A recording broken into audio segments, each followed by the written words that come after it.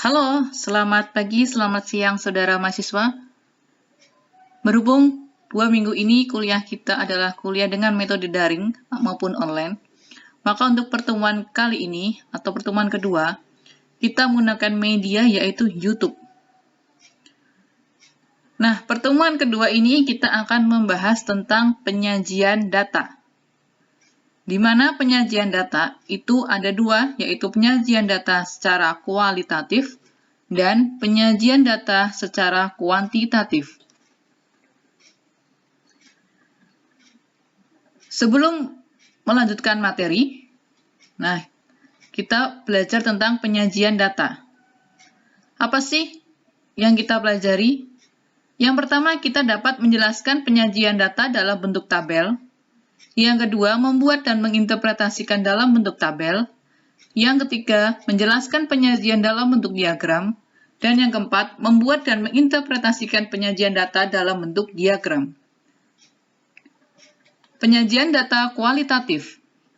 Kita akan belajar mengenai penyajian data kualitatif. Pada penyajian data kualitatif ini, kita akan berdiskusi, yaitu apa data kualitatif, bagaimana cara memperoleh data kualitatif, dan bagaimana cara penyajian data kualitatif. Soal diskusi ini, silakan saudara mahasiswa menjawab dengan mengisi komentar pada YouTube ini. Dengan cara pengisiannya adalah sertakan nama, NIM, nama program studi, universitas, dan jawaban mahasiswa. Mahasiswa yang paling banyak menanggapi akan memperoleh tambahan poin penilaian. Silakan saudara mahasiswa menjawab soal diskusi di kolom komentar YouTube.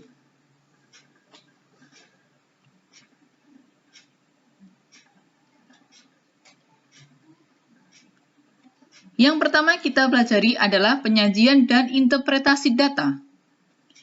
Penyajian dan interpretasi data pada data kualitatif bisa dalam bentuk tabel frekuensi. Berikut adalah contoh tabel frekuensi status sosial ekonomi dengan responden 80. Dengan masing-masing kategori rendah, sedang, dan tinggi. Pada penyajian data kualitatif, kita bisa membuat diagram, yaitu diagram lingkaran atau pie chart. Ya, ini diagram digunakan untuk semua tingkatan pengukuran.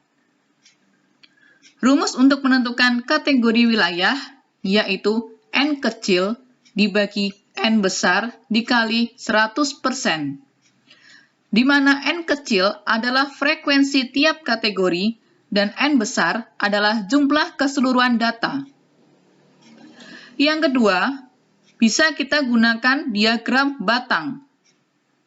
Pada diagram ini menggunakan dua sumbu, yaitu sumbu horizontal dan sumbu vertikal. Jadi pada diagram atau pada penyajian data kualitatif, kita bisa menggunakan diagram batang maupun diagram lingkaran. Nah, sebagai contoh untuk diagram lingkaran, di sini tadi ada contoh tabel tentang status sosial ekonomi dengan 3 kategori sedang, rendah, dan tinggi. Di sini ada 3 kategori dengan masing-masing frekuensi. Untuk mencari persentase, kita menggunakan rumus N kecil dibagi N besar dikali 100%. Untuk mencari persentase, kita menggunakan rumus N kecil dibagi N besar dikali 100%. Sebagai contoh, kategori rendah, kita mencari persentasenya dengan memasukkan angka dari rumus tersebut, yakni 24 dibagi 80 dikali 100%. Hasilnya adalah 30%. Sekali lagi, untuk mencari persentase, contohnya pada kategori rendah, bisa dicari dengan 24 dibagi 80 dikali 100% sama dengan 30%. Contoh kedua, dengan kategori sedang, yaitu 40 dibagi 80 dikali 100%, yaitu 50%. Begitu juga untuk kategori tinggi, untuk mencari persentase adalah 16 dibagi 80 dikali 100%, sama dengan 20%. Setelah mencari persentase, maka kita dapat membuat diagram lingkaran sebagai berikut. Berikut adalah contoh diagram lingkaran atau pie chart pada status sosial ekonomi, di mana kategori rendah dengan nilai 30%, kategori sedang dengan nilai 50%, dan kategori tinggi dengan nilai 20%. Jadi untuk mencari diagram pie chart atau membuat diagram pie chart, kita harus menghitung wilayah pada diagram pie chart, yaitu dengan rumus N kecil dibagi N besar dikali 100. Selanjutnya adalah contoh diagram batang. Pada diagram batang, ada sumbu horizontal maupun vertikal. Sebagai contoh tabel yang sama, yaitu kita melihat frekuensi. Contoh diagram batang, angka 50, 40, 30, 20, 10, dan 0 adalah angka dari frekuensi. Sebagai contoh, dengan kategori rendah, terdapat pada frekuensi 24. Pada kategori rendah, terdapat frekuensi 24. Sehingga contoh diagram batang adalah sebagai berikut. Sedangkan pada kategori sedang, memiliki frekuensi 40.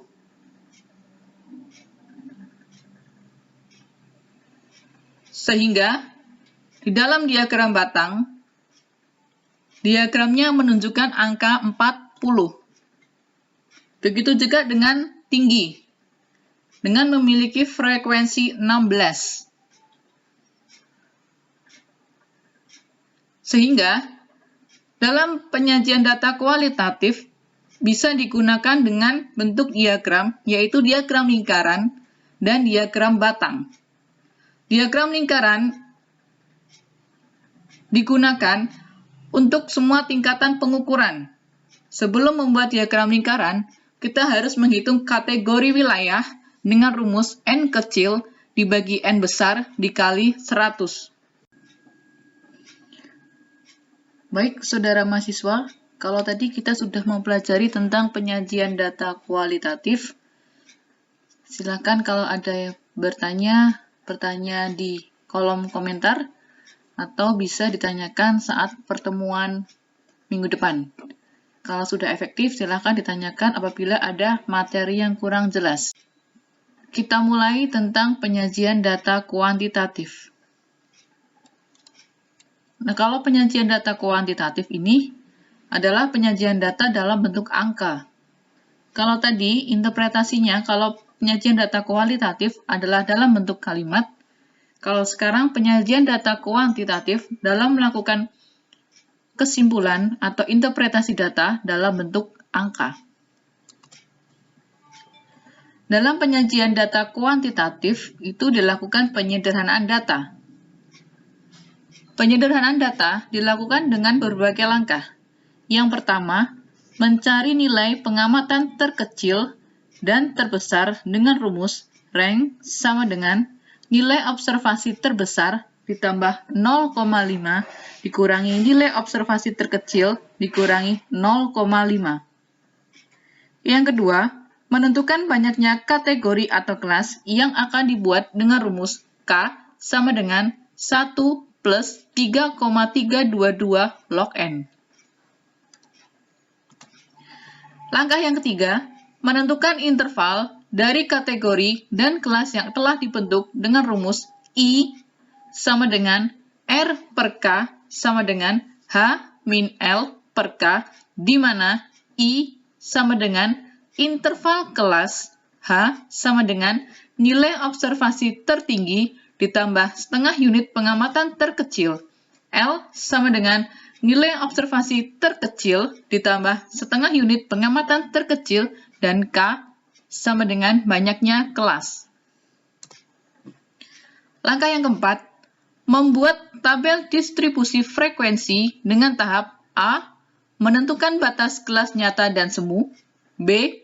Menentukan nilai tengah kelas atau XI dengan cara menggunakan batas kelas nyata, yaitu XI sama dengan batas bawah nyata ditambah batas atas nyata dibagi 2. Kemudian menggunakan batas kelas semu dengan rumus XI sama dengan batas bawah semu ditambah batas atas semu dibagi 2.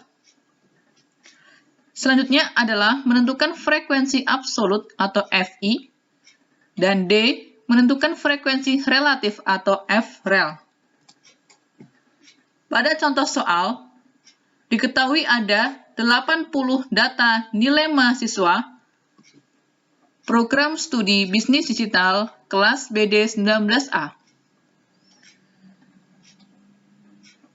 Pertanyaannya adalah, tentukan banyaknya kelas, tentukan interval kelas, dan buatlah tabel yang berisi batas kelas nyata, semu, frekuensi, dan presentase.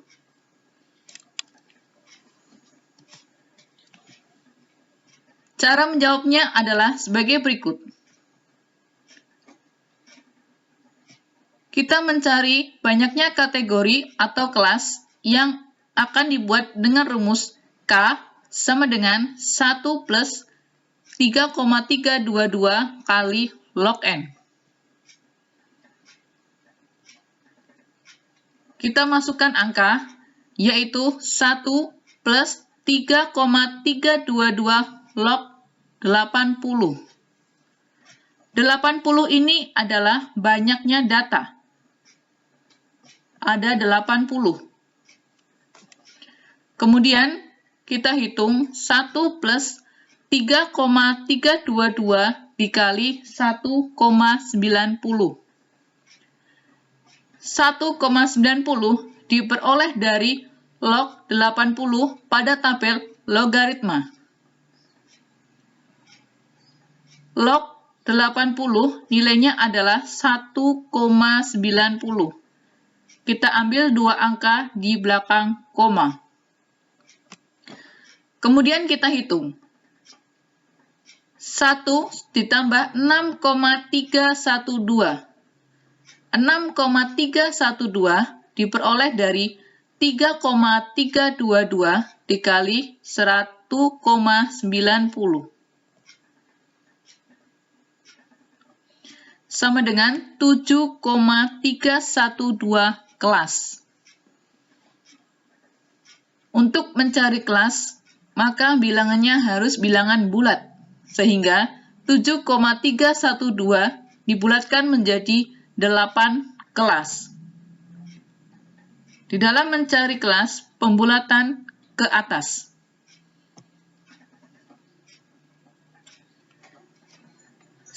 Setelah mencari kelas, kemudian langkah kedua adalah mencari data terendah dan data tertinggi. Data terendah pada contoh soal adalah nilai 40. Kemudian, data tertinggi pada contoh soal adalah nilai 90. Untuk mencari data terendah dan data tertinggi dengan cara data terendah dikurangi 0,5 sehingga menjadi 39,5. Kemudian, data tertinggi ditambah 0,5 sehingga menjadi 90,5.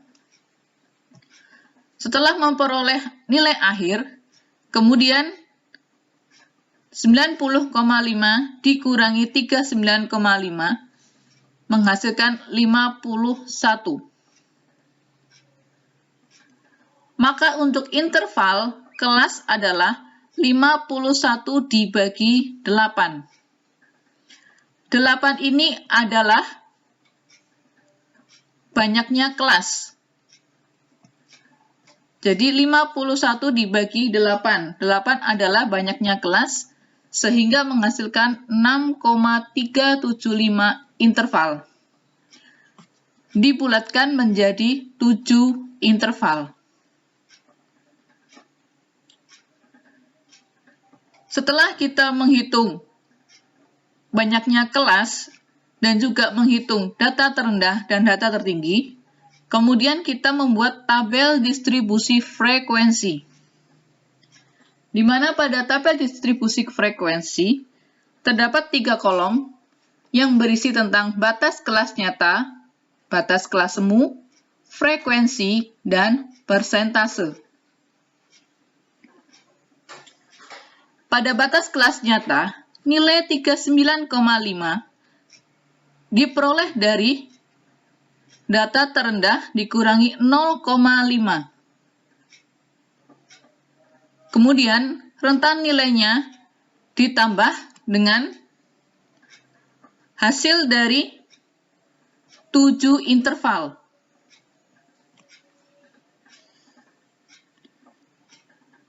Sehingga interval dari 39,5 hingga ke 46,5 adalah 7.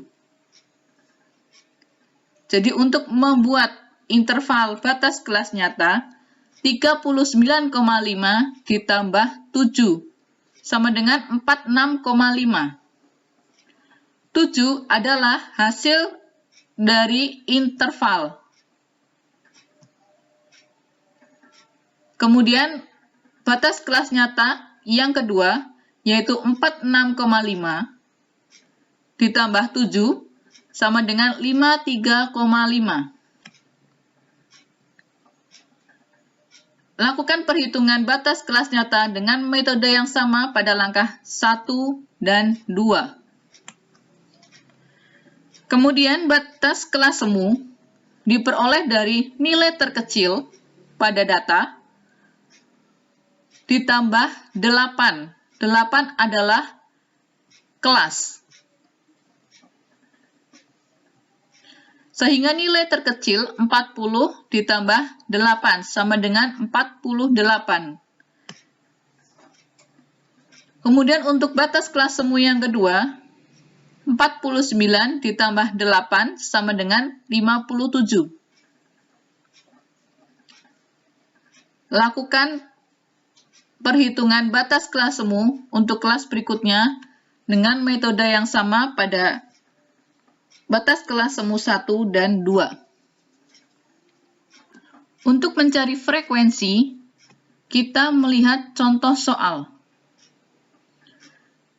Di sini kita lihat, pada batas kelas semu pertama, terdapat rentan nilai 40 hingga 48.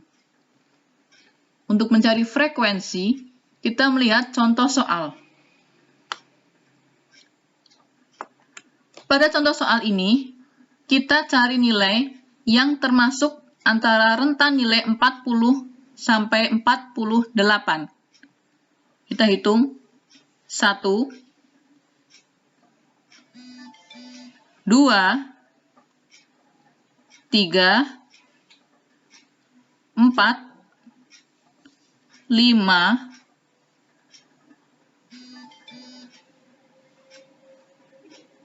6,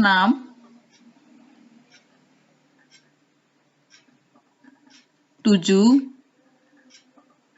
8, 9, dan 10.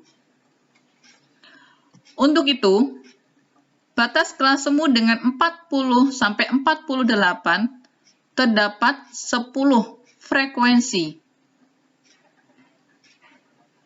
yaitu banyaknya data yang memiliki nilai antara 40 sampai dengan 48 adalah 10 nilai. Untuk batas kelas semu kedua, cara memperolehnya sama, yaitu kita melihat contoh soal yang termasuk nilai 49 sampai dengan 57. Di dalam contoh soal, yang termasuk nilai 49 sampai dengan 57 adalah 13 nilai, atau frekuensinya adalah 13. Untuk nyari presentase, rumusnya sama dengan saat mencari luas wilayah pada diagram lingkaran, yaitu frekuensi dibagi total frekuensi dikali 100. Maka untuk prosentase pada batas kelas pertama adalah 12,5%. Carilah prosentase pada kelas berikutnya dengan langkah atau metode yang sama.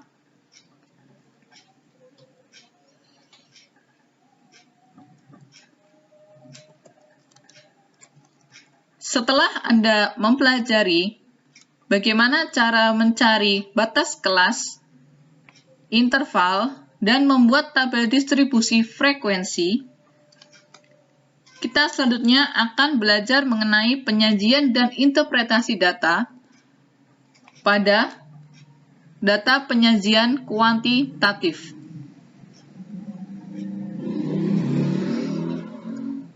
Pada penyajian data kuantitatif, kita lihat contoh soal pada tabel frekuensi. Contohnya masih sama, yaitu status sosial ekonomi responden dengan N sama dengan 80.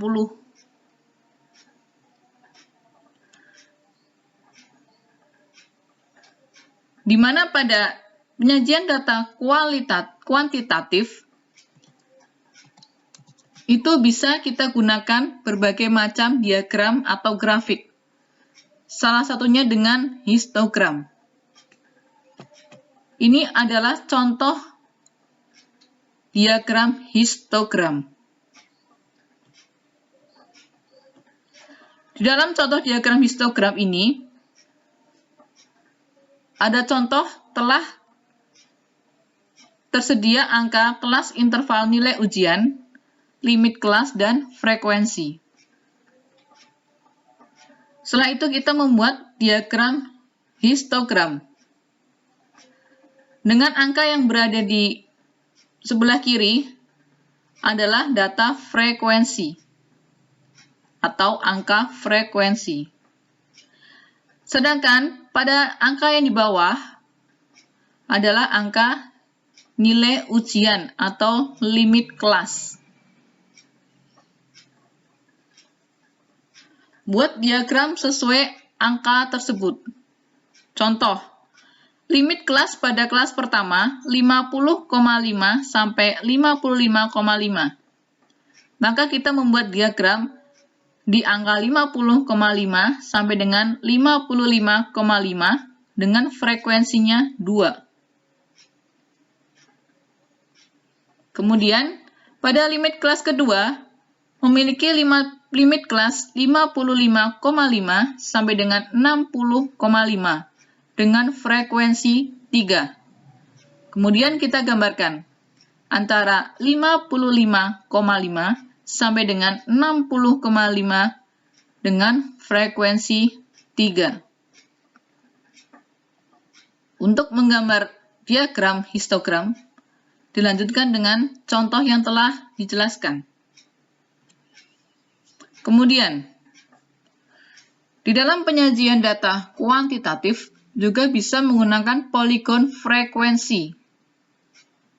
Poligon frekuensi adalah suatu grafik yang dihasilkan dengan menghubungkan puncak dari masing-masing nilai tengah kelas histogram. Contoh di sini ada data, nilai tengah, dan frekuensi. Maka kita membuat poligon frekuensi. Dengan nilai yang ada di sebelah kiri adalah nilai dari angka frekuensi, dan nilai yang berada di bawah adalah nilai dengan angka titik tengah. Kemudian kita gabungkan dengan menggunakan garis gabung. Grafik dengan garis. Sebagai contoh. nilai tengah 57 berada pada frekuensi ke-7. Nilai tengah 62 ada pada frekuensi 12. Selanjutnya, buatlah poligon frekuensi sesuai dengan yang dicontohkan sebelumnya. Dalam penyajian data kuantitatif, kita juga bisa menggunakan OGIF. OGIF adalah bentuk diagram yang dibuat dari frekuensi kumulatif. Pada OGIF, sumbu horizontalnya tidak dengan titik tengah, tetapi dengan batas kelas nyata atau kategori. Sedangkan vertikalnya digunakan frekuensi kumulatif. Contoh data untuk diagram OGIF. Di sini ada 4 kolom, yaitu kolom kelas interval nilai ujian, kolom limit kelas, kolom frekuensi, dan kolom frekuensi kumulatif. Untuk mencari frekuensi, itu dengan menjumlah frekuensi sebelumnya dengan frekuensi sesudahnya. Contoh, frekuensi kumulatif pada baris pertama bernilai 2, diperoleh dari nilai frekuensi yang pertama, 2 ditambah 0, karena nilai sebelumnya tidak ada. Kemudian, frekuensi kumulatif pada kelas kedua bernilai 5, diperoleh dari 3 ditambah 2, sama dengan 5. Kemudian, frekuensi kumulatif pada nilai ketiga atau kelas ketiga adalah 11. Diperoleh dari 6 ditambah 3 ditambah 2, sama dengan 11. Dan seterusnya hingga nilai frekuensi kumulatif akhir. Nilai frekuensi kumulatif akhir harus sama dengan jumlah frekuensi. Di contoh ini jumlah frekuensi adalah 40, maka nilai frekuensi kumulatif akhir juga harus 40. Setelah itu kita membuat diagram OGIF, di mana pada sebelah kiri ini menggunakan angka frekuensi kumulatif, dan pada nilai yang paling bawah ini menggunakan angka limit kelas. Kemudian kita gabungkan titik-titik pada setiap sumbunya. Selanjutnya adalah diagram batang daun. Biasa disebut dengan stem and leaf diagram. Contoh, buatlah diagram batang daun dari data berikut. Di sini ada beberapa data. Ada angka 10, 15, 16, 20, 39, 42, 51, 51, 36, 16, 21, 26, 16, 21, 21, 38, 42, 61, 58, 51, 32, 27, 31, dan 47. Angka-angka tersebut buatlah diagram batang daun. Caranya adalah data diurutkan terlebih dahulu, dari yang terkecil hingga terbesar. Yang terkecil adalah 10, dan yang terbesar adalah 61. Jika disajikan dalam diagram batang daun, maka hasilnya sebagai berikut. Pertama, buatlah 2 kolom yang berisi batang dan daun. Pada diagram batang, isilah angka yang berada paling depan. Contoh, 10. Berarti pada batang yang ditulis adalah angka 1. Kemudian pada daun yang ditulis adalah angka 0. 15. pada diagram batang yang ditulis angka 1 dan pada diagram daun yang ditulis angka 5. 16. Pada diagram batang yang ditulis angka 1 dan pada diagram daun yang ditulis adalah angka 6. 20. Pada diagram batang yang ditulis angka 2 dan pada diagram daun yang ditulis adalah angka 0. 21. Pada diagram batang yang ditulis adalah angka 2 dan pada diagram daun yang ditulis adalah angka 1. 26. Pada diagram batang yang ditulis adalah angka 2 dan pada diagram daun yang ditulis adalah angka 6. 32. Yang ditulis pada diagram batang adalah angka 3 dan yang ditulis pada diagram daun adalah angka 2. Dan seterusnya. Lakukan perhitungan seperti contoh. Untuk penyajian data kuantitatif dan penyajian data kualitatif, materi telah selesai. Apabila ada pertanyaan untuk saudara mahasiswa, silakan ditanyakan via komentar YouTube atau bisa ditanyakan pada pertemuan setelahnya saat perkuliahan tatap muka sudah efektif. Untuk pemberian nilai dan penguatan materi, saya memiliki soal yang harus dikerjakan kepada saudara mahasiswa. Kerjakan soal berikut ini di kertas folio dan dikumpulkan pada pertemuan berikutnya, yaitu pertemuan setelah 2 minggu pertemuan online, yakni pada tanggal 2 April 2020.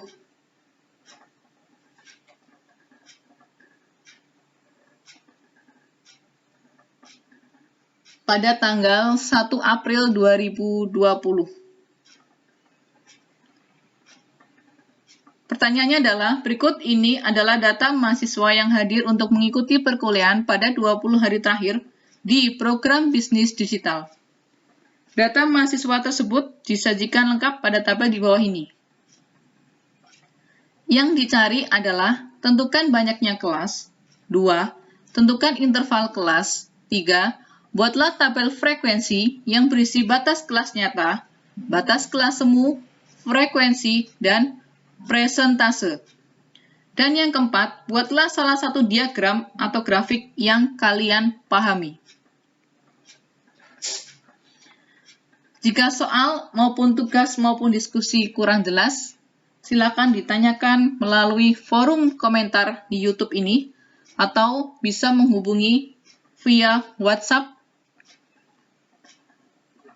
ke nomor saya yang telah saudara mahasiswa miliki. Semoga pembelajaran online berbasis daring ini dapat bermanfaat dan berguna bagi saudara mahasiswa. Silakan jika ada pertanyaan, silakan ditanyakan. Jangan lupa untuk tugas dikerjakan dan dikumpulkan tepat waktu. Terima kasih atas perhatiannya. Wassalamualaikum warahmatullahi wabarakatuh.